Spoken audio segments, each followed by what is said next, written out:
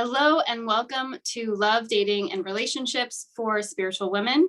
My name is Julie Grimm and I am your host today.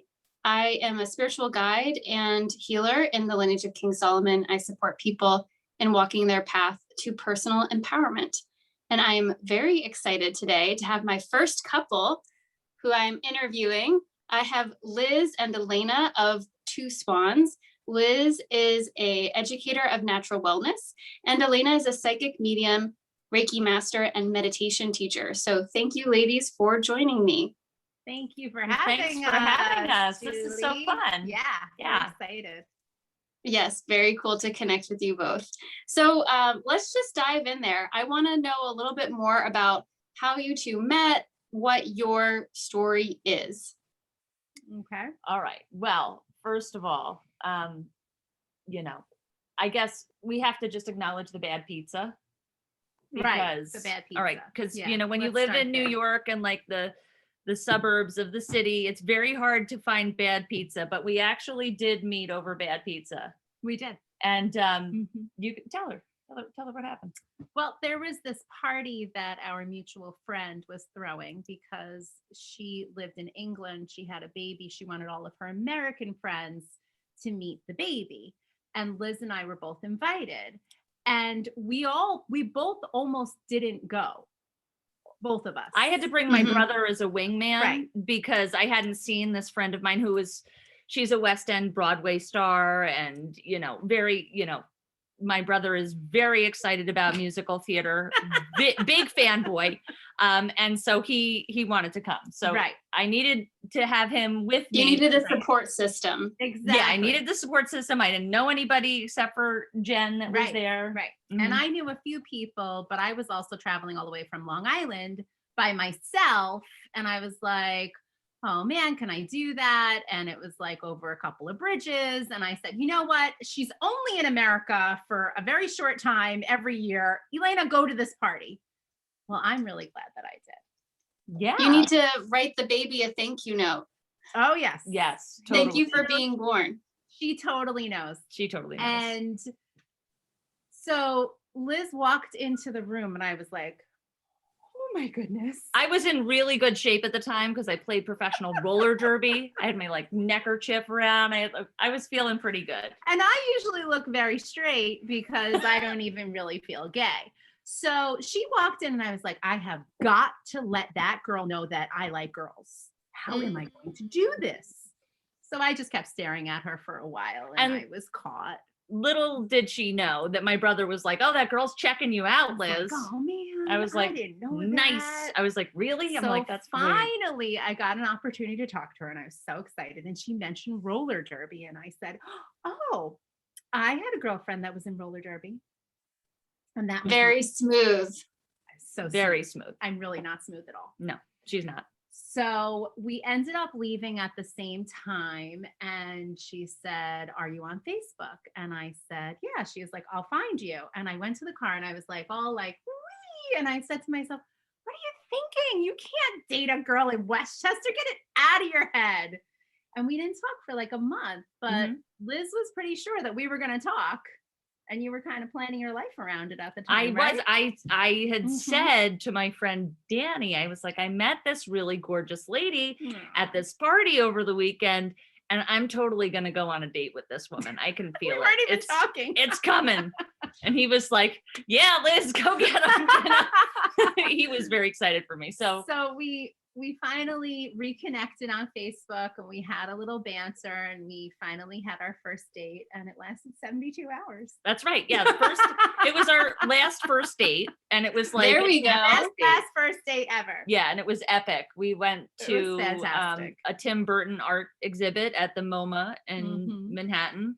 And we went to some of my old stomping grounds. Mine too, because I went to NYU. Yeah. Liz was a musician, singer, songwriter, and she played in the same places that I danced in when I was at NYU. So it was like we were both like old stomping grounds, acting and like weaving in that way. So awesome. And then we totally ended up making out like everywhere on like the subway.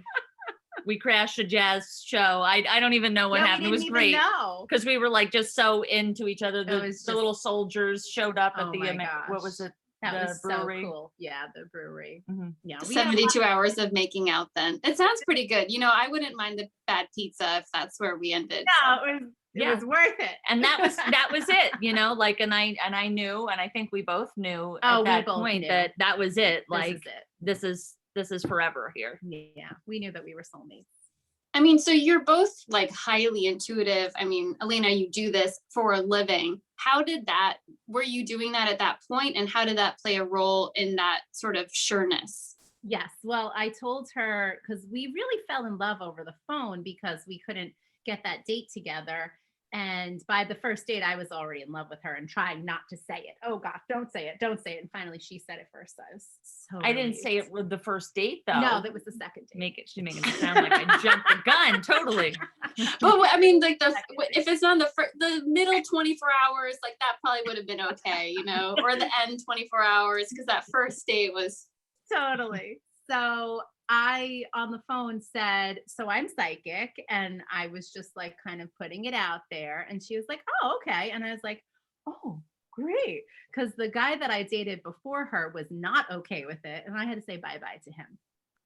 Well, what was really interesting, and I love the way that the universe works to like set us up for like these perfect moments to happen, to like set us up for acceptance of people's uniqueness and like just connection to them. I had recently reconnected with a friend of mine from high school who is also a psychic medium. And she was, talking to me about some things. And I had recently been experiencing maybe some paranormal activity in the place that I was living in. So my mind was already open to that when I met Elena. But like I had just gone through this big thing where I'm like, wow, I'm like, this is so powerful. And it's like such a real thing. And people really have these amazing glyphs of clairvoyance. And, because my friend really ended up helping me tremendously and helped me open up my third eye and my crown chakra and all that stuff too. So.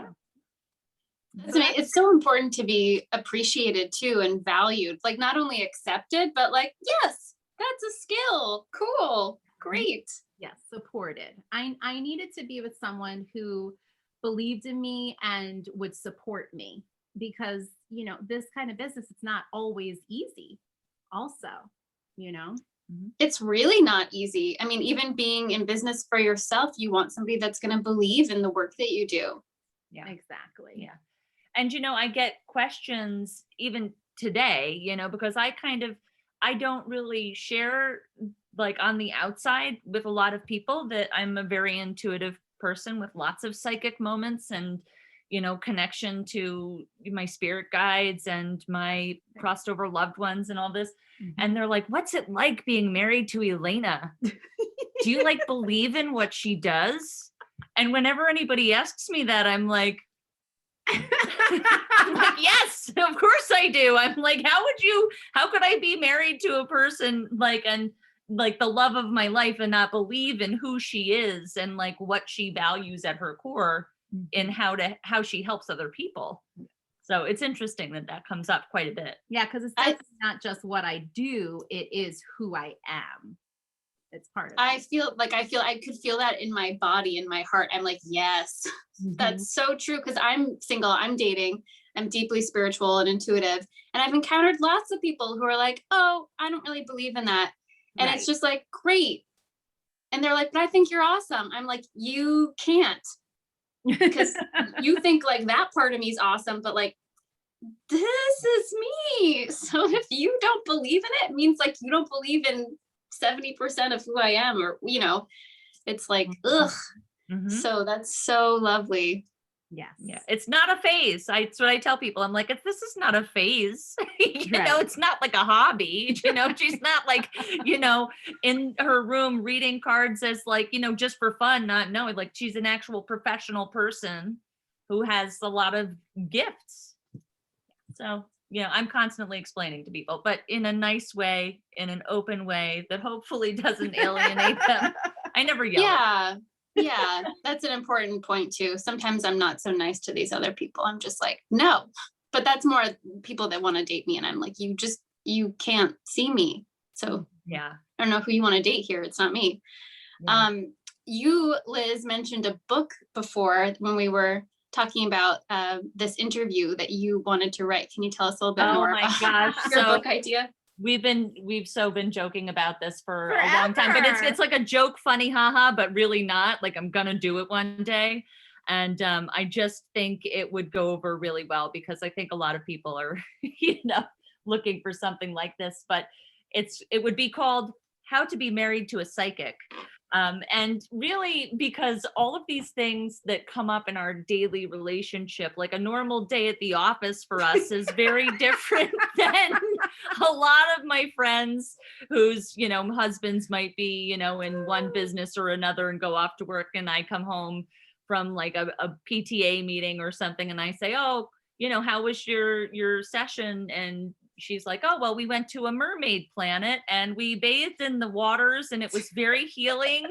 And so and so is doing so great, and they're on their path, and I feel so good. And just things like that come up. I just think it's really, like, anybody who wasn't in a relationship with a highly intuitive person, like, just the conversations we have on a daily basis, like, what does this mean? What is this? This is a sign. What is this a sign of? What's the lesson? So being married to a psychic really brings out a depth to life, because we're seeing beyond surface layers. We're digging deeper. And I'm a big fan of mindfulness. Mhm. And so that's a practice that I use for myself, for my own mental health and well-being. But, when it comes to our relationship, I just love the gifts that we bring to the table for each other. And I don't know. I think that there's a lot there that we could peel away the layers of for that book. I don't know. We could do a lot of fun things with it. Well, I just love how balanced we are, because I want to be up in the clouds all the time and really not here at all on earth. And Liz is the exact opposite. She is very grounded on earth. So she grounds me and I lift her up. Mhm. So I love that about us. Yes. Yeah. Yeah. And we, of course, bring out the silliness in each other. We have to keep it, fun and lighthearted and silly. Yeah, we love having fun. I feel I like have that noticed that. I have noticed that so far in my 25 minutes of knowing you. I think it's also because there's a lot of heavy things that happen when you live your life on a deeply spiritual level, and you're always, growing, and you're always doing work on yourself, whether, it's deeply hard inner to grow. spiritual shadow work, or you're doing, Mhm. work to, I don't know, to grow into another modality, or, working on your awareness. Yeah. It's very hard, and it can really be intense. So I think having levity as part of the component is really helpful. Absolutely. I don't know what I would do without like humor and playfulness. It's a key ingredient, at least for me in life. So Yeah. that's amazing. And I totally agree. When you're looking at, it almost gets you through the hard stuff. If you don't have that, how do you get through? I don't know. It makes it harder. Yes. Mhm. Makes it much, much harder. It does. So you guys clearly, no, maybe not clearly, maybe I'm over, but it seems as though you walk to the beat of your own drum. You can say that again. Yeah, that's true. And you no longer are in New York City, which is more of a eccentric, eclectic space to begin with. You guys are actually now in New Hampshire. So I wonder, I mean, we can meet people that don't understand us anywhere, but I wonder, what kinds of assumptions or misunderstandings have you encountered in the span of your relationship? Oh my gosh. So there's so much there. And I love that you asked that question, because, we love answering these questions anyway. We always have fun with it too. But we get a lot of questions from people like, oh, who's the mom and who's the dad? And they're not meaning to be offensive in any way. And, frankly, I don't get offended by it, because you know, people are doing the best they can for the most part. And the people who are asking these questions are people who are connected to us, who do love us or appreciate us in some way. So, And they think that they know us. they think they do. So they're like, well, you know, Liz looks more like the dad, you know, she's sort of like the more sporty one. And Elena's like more like the mom who probably is in the kitchen cooking dinner and all of that stuff. And boy, do they get it wrong. Completely Right? not true. You tell her what the truth is. Go ahead, you tell The her. truth is that Liz is on the PTA, now the school board, and Elena likes to stay home and work and be in my office and, you know, get my Instagram posts together and talk to people on the phone and do my readings. And I want no part of cooking dinner. I don't cook. Liz cooks. I do the cooking. She also is now coaching the Little League. I'm like really doing a lot of it. Like, it's so Right. it's like these things. You really are. Yeah.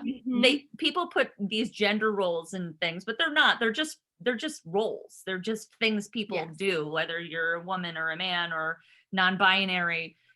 You know, however you identify, they're just things that we all can do. And so, but I do a lot of this stuff with the kids. Like if they want to go outside and they want to play sports, I'm out there playing sports.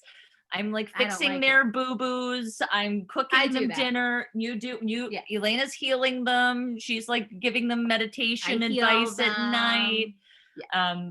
You know, she helps with the homework and all of that stuff, which is like, you know, that's that I do. Because I'm inundated with all the other stuff. So I'm like, oh, absolutely. Yeah. You need to put your feet up sometimes. Yeah. It sounds, you know, when you're talking, what I'm really getting the picture of is we have this understanding of like yin and yang or masculine and feminine. And so yours are just really like interwoven.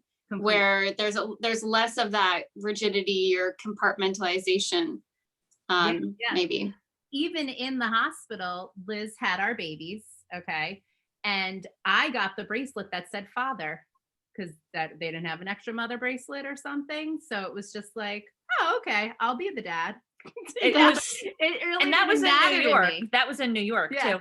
And that's another one. People are like, so how did the kids? Of course, Elena had the babies. No, people sometimes just think that like one of us was married before and we had the kids, and then like, but if they whose don't kids are they? Like, where did the kids come from? Like, they always think that I had the baby. They do. And in actuality, I couldn't get pregnant. So Liz was able to get pregnant. I tried. It didn't work, and it was this life that Liz was supposed to have the babies. And I was happy to, you know, have our kids. And I always thought I would have kids, you know. And so did I. But then I was told that it's not this life that I'm supposed to have the babies because I've had 1,000 babies for my soul. Oh yeah, and the soul conversations. We argue on our soul levels all the time. Like Elaine, we're gonna find out one day. We're really gonna find out the truth that I'm older. Well, but I do have this one time a teacher was talking about soul ages, or not necessarily soul ages, but you know, amount of experience that your soul has had, like lives, emanations is how he talks about them. And he was like, you know, more isn't always better. It just means you needed more to get it. Yeah. So there's just a little, I don't know how that falls within your soul arguments, but I'll leave it there. Yeah, we've had a lot of lives together that we've both seen. Yeah. In meditations and past dreams life regressions. Yeah. So we've been everything to each other, which is really fun. It is really fun. And you know, I think people, you know, when they see us, they just assume that we are a certain way, you know, like we're two women. So they're like, oh, gay couple, you know. There's a mom and a dad role. There's like two kids, got lots of questions about that. How they have the babies, where they come from, like did they adopt? Did they, you know, the questions that we get about like how the babies got here on this earth. I'm like, okay. Storks didn't bring them down, or no stork. You know, and then wasn't immaculate conception. I sit them down and I'm but like, I would be open to that. I'm always like, told God. So let's talk about science now. Here we go. And I'm like, I love that. Catalog shopping for your children because you get to choose your donors. Right. So, you know, but I really enjoyed that process. I know you did. I was like, Yes, it was fun. this one's good. I'm like, this one was a drummer, Elena, drummer. Watch out for those drummers. Yeah, we had fun with that. Yeah.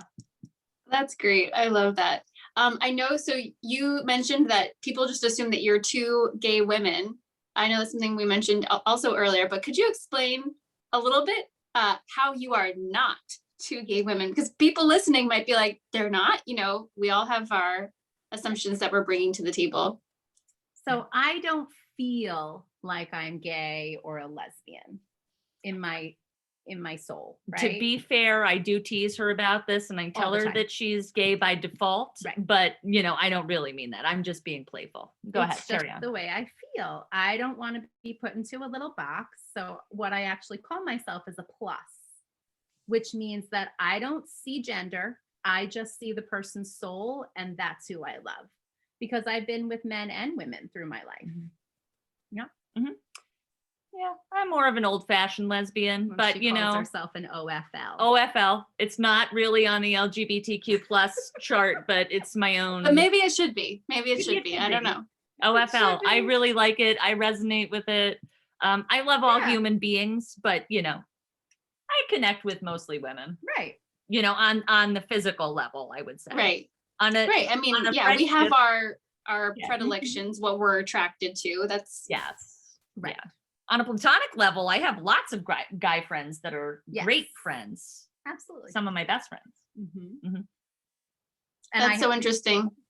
So you guys are kind of here helping to educate or expand the minds of others who might not have experienced people living quite the way that you live, or, you know, understanding yourselves quite the way that you understand yourself, is what it sounds like. Yeah. You know what's cool though is I think that over time, when you really get to know people and they really get to know you for who you are, they don't see any of these things anymore. They just look at you as a person. Mhm. And, you know, and I can say with like confidence that our friends here that we're close with, they just see us as Liz and Elena, Right. who are, you know, Colton and Larkin's parents. And, Right. you know, they're here in town and they accept us for that. And they love us for who we are. Mhm. And they were initially people that asked those questions.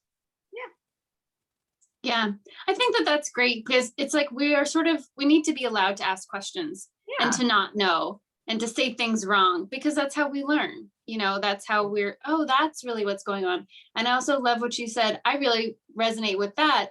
You know, when you don't know somebody, of course, you're like, you kind of have judgments or assumptions. You're trying to understand who they are. But once you know them, it's just who they are. And on an energetic or a soul level, it's like, oh, that's this essence.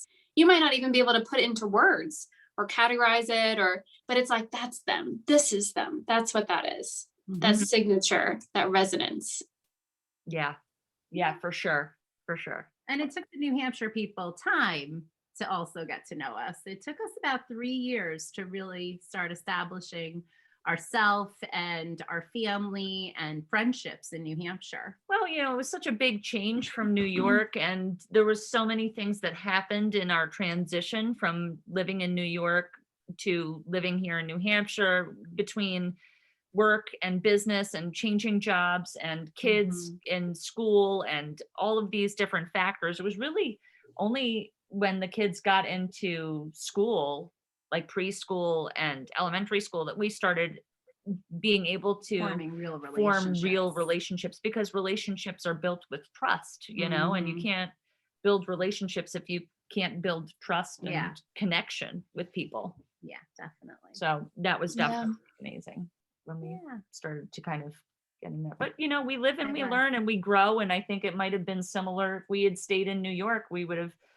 you know, grown in different ways, you know, in the relationship department. Right. But this New Hampshire is lucky to have you.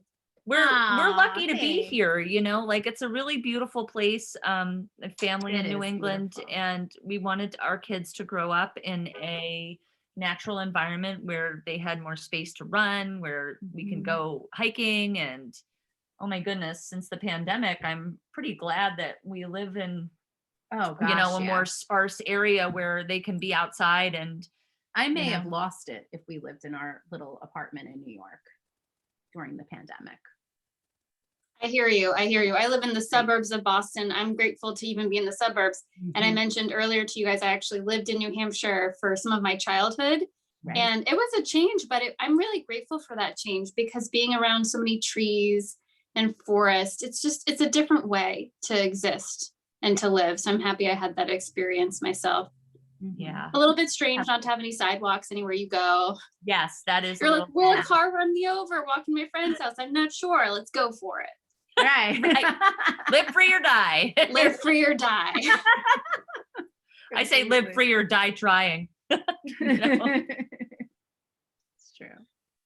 So moving on a little bit, I'm curious what your long-term partnership has taught you so far.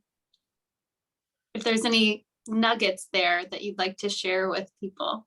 Oh my gosh, nuggets. There's so many. There's like really big things. There's really small things. We spent 2 years? 2 years in marriage therapy. Even soulmates need marriage therapy. It was honestly like the best thing that was amazing we could have done for each other and for ourselves. Yeah. Because both of us, I think, independently of each other, are very interested in working on ourselves. And we needed somehow to like bridge these things that we were working on, and because we're so different. Yeah. And I think, and there was also a lot of changes, and, you know, I actually got sober. And so I'm Congratulations. Thank you. And so I think sobriety really, you know, that was hard. Took a toll on us, because there were a lot of changes that happened, a lot of like relearning of like how to feel feelings and how to honor them and to like experience them and let them move through me and not hold them. And like, so there was a lot of work that I try to squash them with the alcohol. Right. Yeah. Exactly. So there was a lot of stuff that we had to work on with our communication, because I used to just like not bring things up and just let them sit inside. And so I think when we got better at communicating, we are able to like elevate our relationship even that much more. Yes.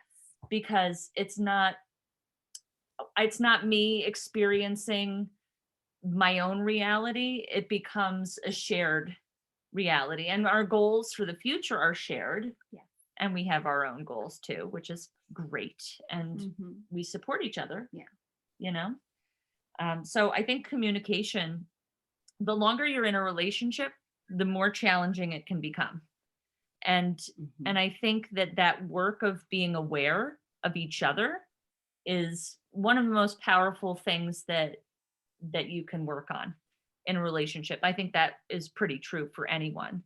Because if I can be more aware of Elena's feelings about something, or how I say something to her that's not going to trigger her or make her feel defensive or accuse her of doing something, even if I don't think that I'm accusing her of doing something, right? Like, oh, you left these dishes in the sink or whatever, you know, like, oh, hey, you know, do you want me to do these dishes? You know, something different, like approaching things different, responding and not reacting.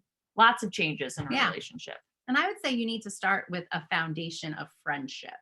It can't just be attraction. It can't just be sexual. It needs to be this friendship level, or else you're going to lose each other. I feel. Yeah. I mean, so I'll tell you, like, we leave the house, like one of us will go to go somewhere. Mind you, we work together. We work from home. We're pretty much home all the time. Unless I have a meeting or something like that. Or we're traveling. Or we're traveling or something. But if she goes somewhere, guess what? She's getting a phone call while she's in the car. You know, like she's traveling just like maybe to go to get gas. We don't stop talking. We ever. Just always talk. Yeah. And it's funny because when we first started dating, Liz didn't like the phone at all. So we were texting for a while. Did not. And I remember I was getting ready for a performance and I couldn't text and do my curling of my hair at the same time. So I called her and she was like, why are you calling me? And I was like, because I'm doing my hair. I can't do you want to continue to talk? And she was like, okay. And that's how I made her talk to me on the phone. It never stopped. She tricked me right into that. I was like, well, I can't not answer. I was just texting this girl. I said to my roommate at the time, I'm like, oh, she's calling. And she was like, well, answer the phone. Good grief. But, you know, anxiety and everything, you know, you come with preconditions, human, not perfect. Right? But I love talking on the phone. I have always loved that. That's good. Good thing that your business requires you to do that. It's a good thing. That's perfect, actually. Very glad. It's good too, in a way, maybe that you guys had that distance so that you had to sort of build up that rapport even before you first met, that you had that friendship on some level, you know, obviously not the same level of friendship that you have today, but still. Yeah, I feel like it was very helpful. Oh, and there could have been many times in our lives that we met before that day, but it wasn't supposed to be. We even lived in England at the same time and didn't know that we lived there and together. The friend that so this woman whose party we went to in New York is the one that she was in school with at the same time in England. I was in a different part of England, but she was over there at the same time. So interesting. And could have been. I don't know, we could have crisscrossed because I've been friends with her since middle school. Absolutely. Yeah. Yep. It's funny how timing works. Yeah. Really. How all of those things work. But I loved what you were saying about you both are, you know, dedicated to yourselves and to bettering yourselves and to growth and evolution. And then also then bringing that to the relationship. I think that that's so important too. But it's also, I mean, I'm not married. I'm not in a long-term relationship, but I could imagine, you know, you almost kind of need both partners to be doing that, because otherwise you might sort of move off in other directions. Yeah. So having that commitment. Absolutely. I think that's amazing when you find the person that you can grow alongside of and grow in your own ways and step into your own power and still have what you have together and make it stronger along the way because of the work you do on yourselves. Yeah. Like I do think that it's hard when one person really wants to grow and one person really does not. And somebody said to us, like when I first got sober, if you guys make it through your first year of sobriety, you might be okay. And I was like, what? There's a chance we could break up? And I said, not possible. And it almost happened. Yeah. Mm-hmm. And then thank God for the therapy. Yeah. We needed it was that. amazing. Yeah. Mm-hmm. And so I mean, it's great that you got the help that you needed. It's not, you know, sometimes we feel like we're in it alone, or even if we're in it together in the relationship, that you're in it together in the relationship alone. Mm-hmm. And it's like, no, we can get help. Yeah. And it was really good. It was, because, you know, gave us all these tools to use with each other. Mm-hmm. You know, it goes back to like communicating and, you know, really being aware of each other and how you speak to each other and what we do for each other, how we show up in our relationship. Mm-hmm. Made us aware of a lot of things that I personally wasn't aware of before, you know? Me too. Yeah. One of my teachers, I remember him saying, you know, for your job or for your career, like you'll go to trainings, you'll dress up nicely for your interview, you'll make sure you're put together and you're there, you show up, but like, do you do that in your relationship? Mm-hmm. You know, sometimes we just kind of put our feet up and we're like, yeah, you know, it worked out these other years, so it's probably going to keep working out. And it's like, no, sometimes you need to put in some work and show up. Yeah. And I'm really glad that we did. And Yeah. Liz actually pushed me into therapy. Well, So I was like, I don't need therapy. I'm the therapist. right. That, you know, I think it's hard when No, I needed it. you're the one that helps everybody else. I mean, I think you and I are Right. both helpers. Like we Mhm. both help a lot of people in Yeah, we our love to help respective people. ways. And, you know, it's very humbling to come to a place where you're like, yeah, I could benefit from some help. You Yeah. know, I need help. It's Mhm. hard to say I need help or I want Right. help or I will accept your help. Yeah. Like I wouldn't even accept help at a grocery store. You know, like if there was a can on the very top shelf, I was either getting that can myself or leaving the store without it, you know? And I say, just ask for help. And usually I'm on the phone with her and I'm like, find someone to ask for. No, I can't ask for help. I'm just going to leave. Mm. But now I ask for help. If there's like a 6-foot tall person next to me, I'm like, excuse me, good sir, would you mind reaching that last thing of sun butter up there? And you And know they what? don't mind. It's okay. The Yeah. sky doesn't Yeah. fall. So now I ask for help. Yeah. But yeah, for you getting into therapy, Mhm. you are used to being that one. I mean, Yes. I remember that day when you just went out in the backyard and you screamed. Yes. Mm-hmm. That was a hard day. That was Dark Angel, right? Probably. That was Dark Angel. Yeah. Mhm. Yeah. Elena has like, her shadow side, Right. her Yeah. shadow self. She calls it Dark Angel. Yeah, she's not nice. Right. Mm. With every It's good to know her, though. It's good to know her, be in Yeah, touch it with her, Yes. Yeah. see her ways. I'm on a journey of healing her. Mhm. One Yeah. by one by one. Mhm. Yeah. Good. Mm-hmm. I mean, we all are. It's, it's kind of, the end is endless. It don't stop. So long No, as at it least doesn't. we're here on planet Earth. Yeah. Never It don't stop. stop. Yeah. Yeah. So Yeah, absolutely. There's this concept by do you know who Elizabeth Lesser is? I don't think I do know. She is one of the co-founders of Omega Institute, and she's an author, and she wrote a book called Cassandra Speaks. And in this book, she talks about this concept of inner vism, and it's really about looking at your own BS, and like taking it apart and saying, well, why do I feel that way? How come, this is affecting me in this? And like look at your own preconceived notions or conditions and undo those things, so that you can be a more open human being. Right? Yeah. So that's kind of like my version of shadow work, is over intellectualization of things. Yes, Liz does a lot of thinking, and I don't want to do that. I do a lot of feeling. I see. Well, both are important, hugely important work and all of that. So it looks like we have time for one last question. We kind of touched on this before, but I was asking Elena, I mean, you guys are both highly intuitive, it sounds like, and, but Elena, you are a professional medium. So have you ever, like, when, for example, kind of things were a little bit rocky, or you were like, are we going to last? Have you ever tried to psychically look into your future or understand where things were headed? Yes, I have seen our future. And I saw that when we were first dating. I saw the end of our life, and I know exactly what's going to happen. And during that time, I was like, but no, that's not how this goes, because we stay together forever. And I was told, because I get messages and I'm like kind of talking to spirit all the time. And I got a message that we weren't allowed to break up. And I said, well, what do you guys mean about that? They were like, if you break up, the world is going to not be happy with that. Like, you need to stay together because the world needs you. It's not just because you need each other. It's more than that. The world needs you to stay together. And I said, oh, wow. Well, worlds, help out, because this isn't going very well right now.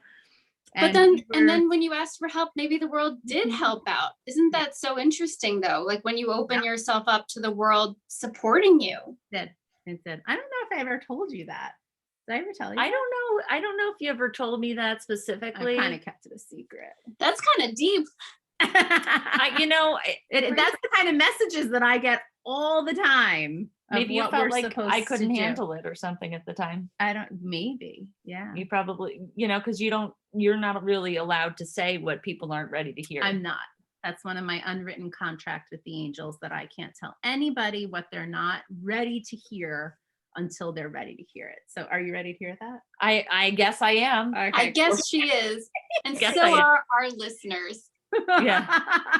And for me, it's like, special. I have to just stay present in, like, as much as possible. She likes to stay present because I do have that overthinking issue. And so if I let myself think about all the possibilities of what could potentially happen in the future, good, bad, or otherwise, I can really take myself on a trip and go nowhere.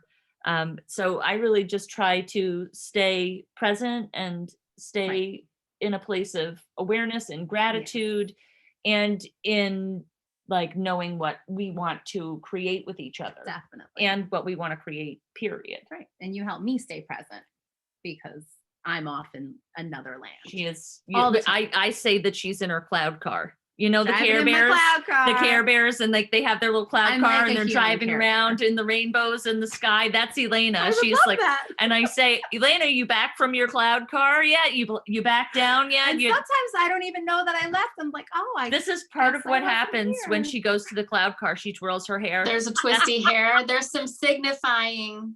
You can see her start to go. Like you talk about her cloud car and then she's like off. I'm there. She's going. She's That's going. hilarious. That's so funny. Yeah. I mean, both are so important. I know for me, sometimes I get ahead of myself, you know, in relationships. And it's like that can also trip you up because you're like, well, we should be there, but it's not, you know, we have to stay also in the present. But Elena, I loved what you said about the world being part of it. I actually think that's a really important message, especially for couples that are doing a lot of personal work and development, because it's almost like you're creating a new possibility for other people to see. Yes. Like, oh, I could have something like that, or I could create something like that. Yes, that was also the other thing of I was like, we inspire so many people with our relationship. Like, you're my favorite couple ever. You're the best couple I know. And it's like, oh, and then that best couple breaks up. I couldn't even imagine. But the work that we do to help people, we have to do that together. We try to do things separately. And when we're together, it works way better. We even do these little silly videos for our business, and we have so much fun singing and dancing because I'm a singer, she's a singer, so we sing together. And you know, we run around with oil bottles and we have fun. Yeah, it is fun. You know, I think it's important also, like what we try to do is to show up authentically in our business for people, and that includes being real and honest about the things that we've found challenging. Yeah. Whether it's a physical thing, like we deal with, like Elena has chronic pain, or, you know, like emotional issues. Like I've had anxiety, ADHD, like my whole life, you know, and these are part of our experience as human beings. They're not who we are, but they're part of what has happened to us, or what has created the way that we see the world. And this is the same kind of thing, except, you know, there's a lot of people who struggle in relationships and they don't get help. And I think what I hope that we convey when we are vulnerable enough to share these kinds of things with people is that, like, it's okay to ask for help. It's okay for your relationship to not be perfect. And it's okay for there to be different seasons of your relationship too. Like, we've gone through really, really hard times, and we're in a really good place right now. And that's because we communicate, and the future is still the future. And there are going to be things that happen, but we'll always come back to each other because we have those tools. We know how to do that now. Yeah. And we know we're not going to desert each other. No, we're not allowed. Apparently we're not allowed. Just got that. Thank you, Julie, for today, because I wouldn't have gotten that message otherwise. Yeah, but commitment, you know, that word just kind of keeps coming up to me. It's like, well, you each are committing to yourselves, but you're also committing to the relationship. And where there's not commitment, it's really hard for there to be growth, because there isn't that sort of like investment in each other that's happening, and that support and that trust and everything that comes along with it. So it's so huge. Yeah, it is. We really value each other, you know? Oh, yes. Well, it's been so lovely to have you here today. Thank you for bringing your smiles and your joy, your playfulness, and, you know, also your seriousness and vulnerability. I really appreciate it. I know, so below this video, people can find links and more information about both of you. But if you just want to share a few high-level things that are going on, people could check out at Two Swans. Sure, go ahead. You say it. So we teach weekly courses online. They are open to anyone who wants to attend. They're introductory natural wellness classes where we teach you the basics of how to use natural healthcare, including essential oils and supplements, and really looking at the whole picture of mind, body, spirit, and how we can help you balance your wellness. Right. And for me, I teach monthly meditation classes the last Saturday of the month at 7:30 p.m. on Zoom.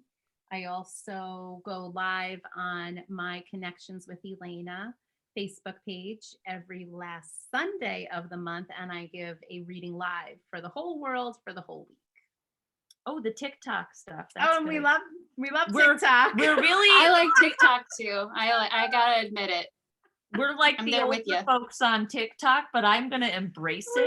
have a lot of fun. I love it. It's hilarious. It's really fun. It's really So, funny. So we have a little series there called Oils and Angels, where Liz talks about an oil and then we pair it with an angel card reading. but you can totally see our ridiculous personas if you head over to Two Swans on We TikTok. kind of let it loose there. Yeah, just we don't know what we're doing, and it's probably good that we don't. We have no idea how to do TikTok. But it's really funny, apparently. I'll This is have to what check other it out people are myself. telling us. I don't know. So we have fun. Yeah, we just That's great. I'm definitely checking it out after this for sure. Oh, Cool. good. Yeah, it's Two Swans there. Mhm.